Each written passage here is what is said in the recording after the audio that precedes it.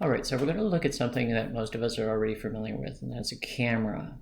Now, cameras are used to create perspective views, and applying a camera is a piece of cake. I mean, start the command, pick a location for your camera, and then pick a destination for the camera view or a direction. But there's more to more properties to a camera that I want to sort of delve into. And the big thing about cameras is that it's very easy to navigate within a camera, change where you're looking and so on. But I want to take a look at the steering wheel, which allows us to modify that. Also, I want to look at properties, the properties of a camera. So what I've got, I'm going to go to the site plan view, and what I want to do is I want to create an exterior camera located here and pointing in this direction. So the fastest way I use, or the quickest way I use to access the camera command is in the quick access bar in the upper left corner, and I pick camera. So here is the camera icon. So I'm going to pick right here, and then I'm going to drag in the direction that I want to display. Now, I'm going to also be doing an interior camera. I want to identify how important it is when you're showing or picking the target for your camera, where it's going to be. But take a look up here in our options bar. Number one is an option that says perspective. So that means when we're creating a perspective view.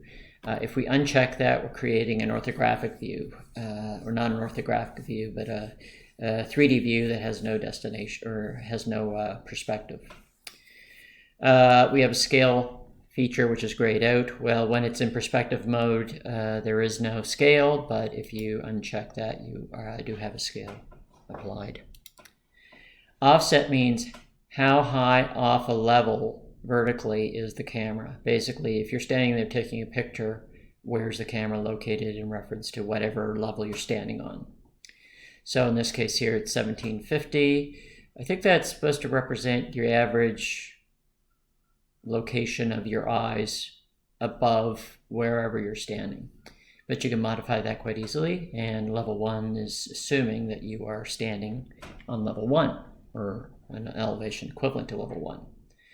So now I'm going to click here, and you can see I've got my elevation, sorry, my 3D view, and it is in perspective. I've got some features here, scope boxes, which I'm going to hide in view, and I'm going to use the keyboard shortcut for that, VH.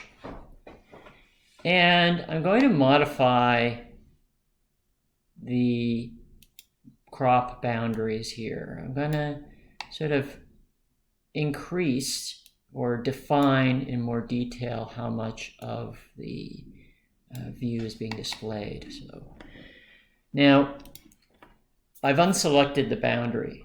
Let's go back to our site plan. You can't see that camera. But if I'm in my 3D view and I select the boundary of the camera view, when I go back to the site plan view, I can now see that camera.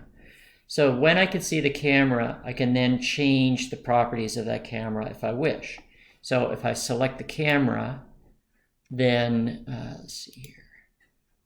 When I look at properties, you can see crop view, all your standard 3D view properties, including the far clip offset, and that would be this line right here. We've got the fact that it's perspective mode, eye elevation, target elevation, so 1750 above level 1, and we're looking at a point that's 1750 at level 1. And if we were looking down or up, then that target elevation would be higher or lower. Okay, so that's what the properties of the camera look like. If I want to change where the camera is looking, I can click on this button or this icon right here and make a modification. If I go back to my new 3D view, you can see how it's changed. So let's see what the effect of the 3D orbit command will have. If I hold down the shift key, hold down my wheel and mouse button, you can see that I can rotate my view. Basically what I'm doing is I'm moving my camera around, but I'm maintaining the target. And it's very easy to actually get lost, especially in interior elevation or interior camera. It's going to, you could very easily get lost, get stuck in a wall or whatever, and I'll try to show you what that looks like. We've also got our steering wheel or navigation wheel. And in a 3D view, we have 4 options to choose from. We've seen zoom and pan before. Orbit is the same as the 3D orbit. We're holding down the shift key and the wheel mouse button. Rewind lets you basically undo your changes in perspective. And we have up down. So the camera stays exactly where it is horizontally, but we can change the elevation of the camera. So we're fine-tuning how this view looks. We have center. Center allows us to change the target, basically. So now, if we 3D orbit, I have to escape here. That becomes the center of rotation. Going back to the navigation wheel, look allows the camera to stay exactly where it is, but we're changing the target as well. Or not as well, but instead. And we have up, down. Oh, I think I already did up, down. Walk. Let me do up, down first again, so that I can change. Actually, and look, as you're moving that around using the navigation wheels, you can really distort the parameters of the camera. Yeah, that would not be acceptable, to be honest. I might as well use the undo command. I want to go all the way back to, let's see here. Here. I liked the parameters of this particular camera view. It would have taken me a lot longer to sort of fine-tune it to get back to this, and I don't want to make the video any longer than it is. Okay, so excuse me.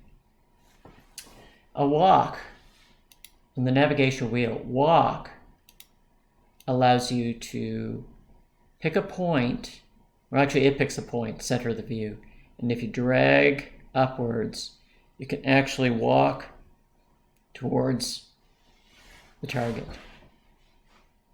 And if you drag down, you walk away. So drag up walks towards, drag down walks away. Now, the further away you drag, the faster the walk-through is.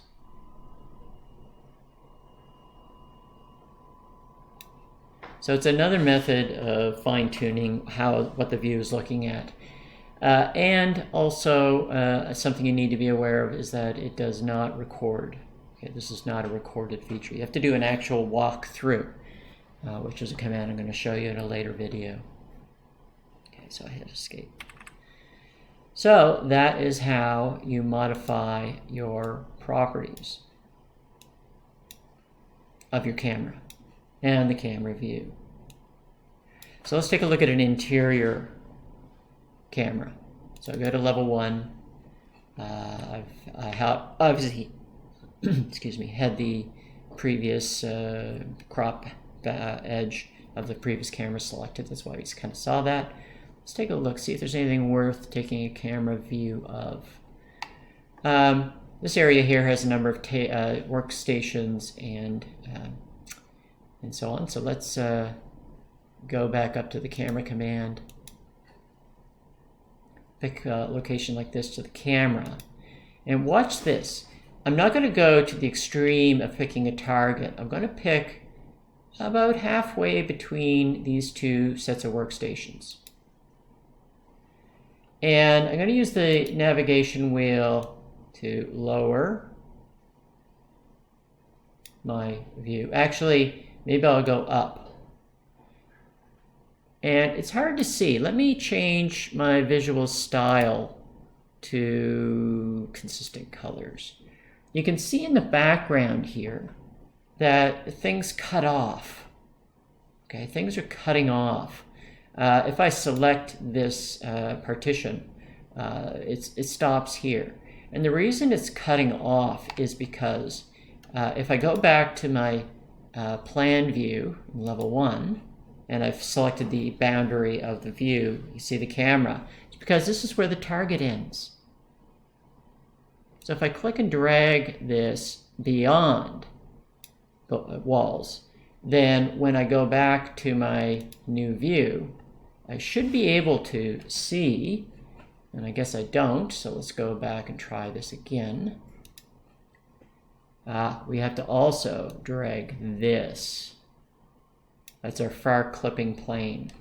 So both would have, the target is fine, it was because the target is the direction, the far clipping plane is how much information is going to be displayed. So now, when I zoom in, you can see that it is there, or you can see the missing information is there. So as I extend out the crop, let's take a look at some of the different visual styles. Realistic. And you can see with realistic that the separations of these workstations are actually clear. You can see the materials applied and everything. Now, if I wanted to be even more realistic, I could do a full render or render in the cloud. But watch what happens if I use 3D Orbit in an interior elevation. Hold down the Shift key there, use the wheel mouse button, and it does work. But you see what happens if I move my camera outside the building? I'm no longer in that space. So I find 3D Orbit's good for the little tiny set of adjustments, but the navigation wheel is much more effective because you can lock in things like directions and so on. So if I use up down, what I can do is I can move up through the structure, well, such as it is, and I can move up to the second floor area, which has nothing much to look at. So let me just move down again. If I can move down, if we had a full foundation defined, which I think we do, it's just nothing much to see. So that's our vertical move. We could pick look, change how we're looking, and if we look at walk,